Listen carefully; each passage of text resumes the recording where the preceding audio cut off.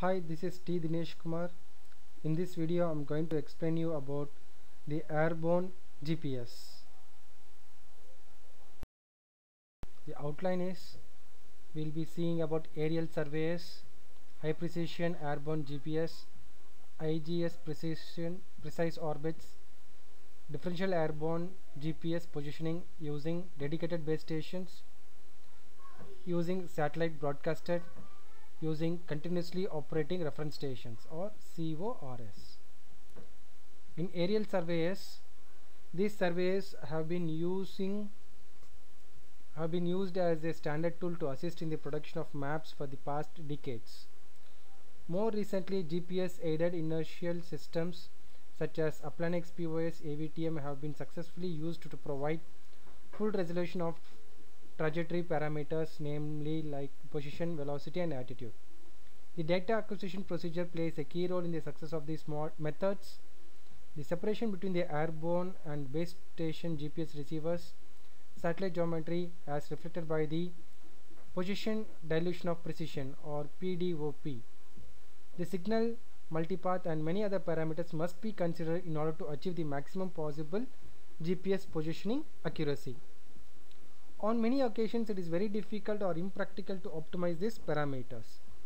For example, as the sun angle required for aerial photography and the PDOP required for a strong geometry, when positioning of GPS do not necessarily occur at the same time, then aerial flight missions sometimes inadvertently compromise the GPS PDOP in order to get a good sun angle. Careful mission planning is therefore mandatory for high accuracy mapping applications where the GPS positioning accuracy is required. Here shows an example of IGS permanent tracking network of GPS stations all over the world. You can see it connects all the different continents in different geographical regions. These points are the IGS permanent tracking GPS stations.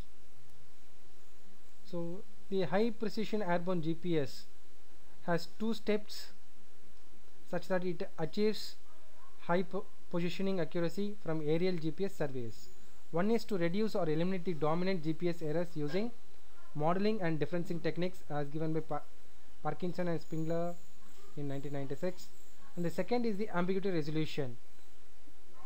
So here is a table which represents the precise ephemeris, predicted ultra rapid product availability in a near real time with an accuracy of 0.20 meters.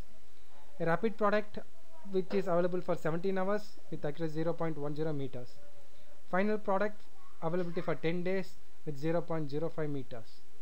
Then the satellite clock corrections could be for predicted is 30 nanoseconds, for rapid which is having 17 hours is 0.5 nanoseconds, and that of final is 0.3 nanoseconds.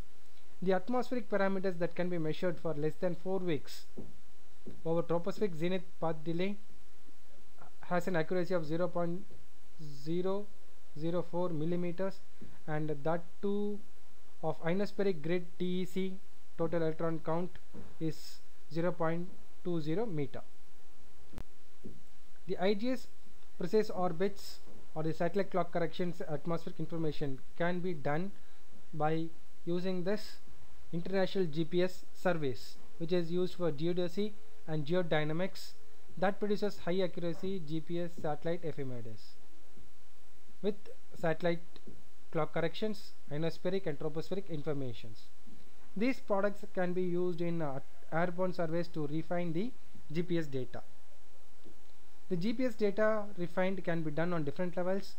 First, if airborne GPS is operated in a differential DGPS mode while the base station is more than 100 km away from the mapping area. Using this IGS data that minimizes the orbital and atmospheric errors and therefore improves the positioning accuracy. Second, airborne GPS can be operated in single point positioning mode with no base stations. In this case, using the IGS data improves the positioning accuracy down to a decimeter level and makes it possible to use GPS without a base station in some mapping applications, especially when the selective availability is turned off. The network stations are currently around 250 globally distributed, as I had shown in the diagram in previous slide, which are operating on dual frequency receivers. So the data centers would be responsible for collecting data from tracking stations, reformatting and archiving data, and submission of data to analysis center. The analysis centers are responsible for data processing and analysis. These products are then delivered to the global data centers using designated standards on a regular basis. The IGS products are available after different periods of time and with different accuracies. The quality control of the data is, however, questionable. This topic has not been studied, although it is crucial in aerial mapping field, since the entire mapping mission depends upon the quality of the GPS data. Therefore, it is strongly recommended to study the quality control aspects when implementing the IGS products for aerial mapping applications. The differential airborne GPS positioning using dedicated base stations is the next topic. Generally, DGPS reduces atmospheric, which includes ionospheric and tropospheric, and orbital errors that eliminates satellite and receiver clock errors and increases the single receiver noise. Atmospheric and orbital errors are correlated with distance. The shorter the separation baseline between receivers, the greater the correlation between these errors at each receiver. So these errors are almost the same at two receivers separated by short baselines in the range of 1 to 30 kilometers. So that differential processing of the receiver data will affect the almost complete cancellation of errors. Since these errors also distort phase data used in kinematic ambiguity resolution, the reliability of ambiguity resolution on short baselines is much better than on longer baselines. Next we have the airborne DGPS that uses satellite broadcasted correction or observables. So the differential GPS can be implemented either in real time or in post mission also. In real time, either the corrections or the raw observations are sent via radio link or satellites to the airplane. The real-time processing of raw satellite GPS signals together with the received corrections or observables takes place to apply the differential positioning technique. Data from many widely spaced referencing stations is used in multi-site solution to achieve sub-meter positioning over most land areas worldwide. So we have some 5 GPS error sources, and the typical relative positioning error measured in ppms, and positioning error for a 50 kilometer baseline measured in meters. So for orbital, when the selective availability is on, it is 1, and positioning error for 50 kilometer baseline it is 0.05.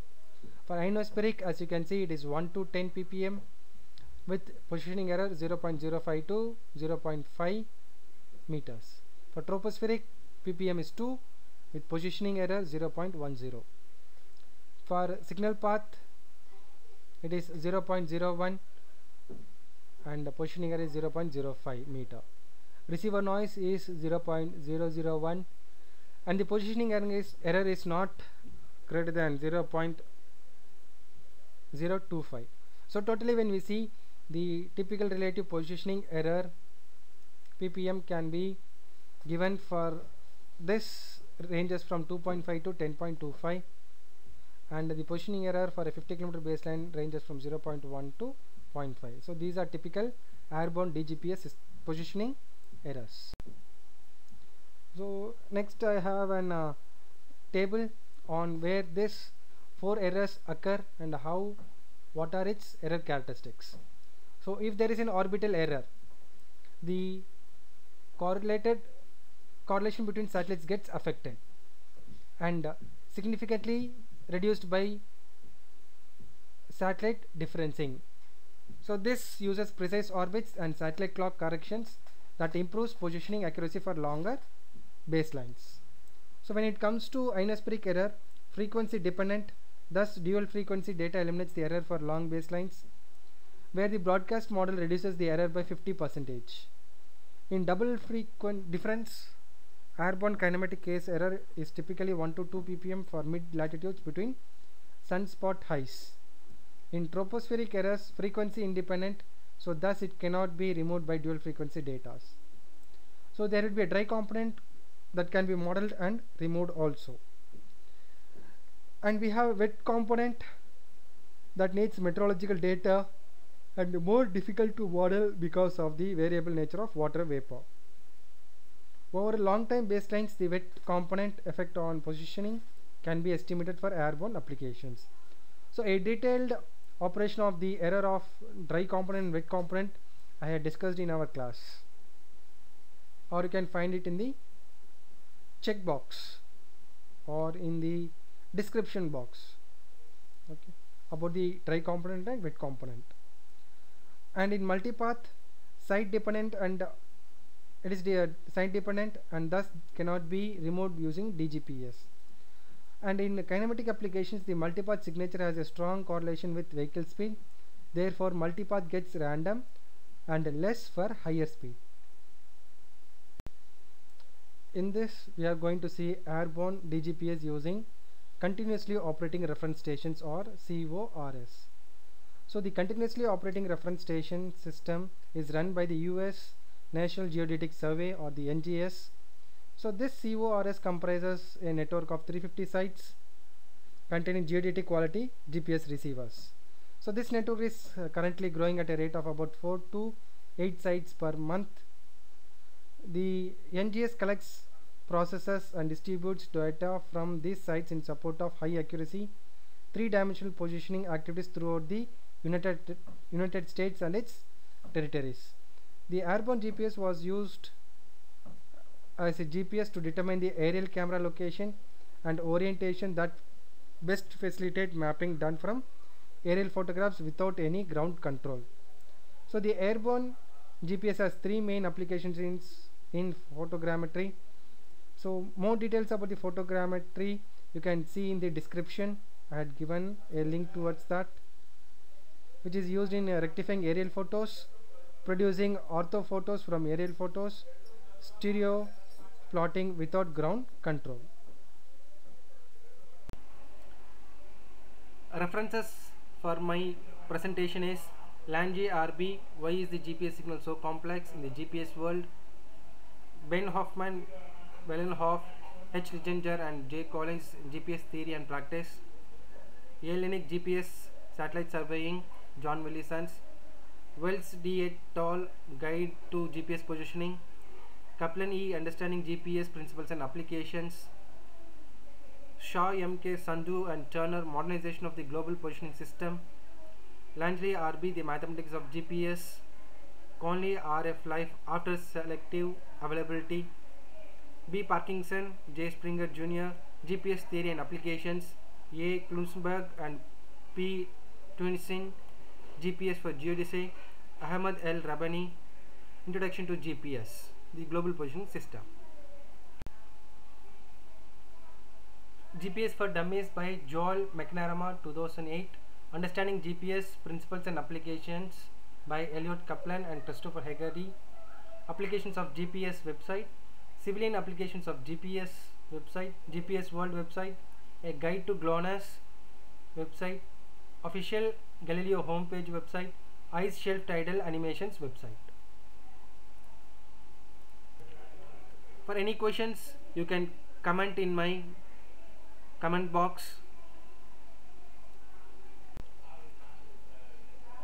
For further videos, kindly subscribe to my channel. Thank you.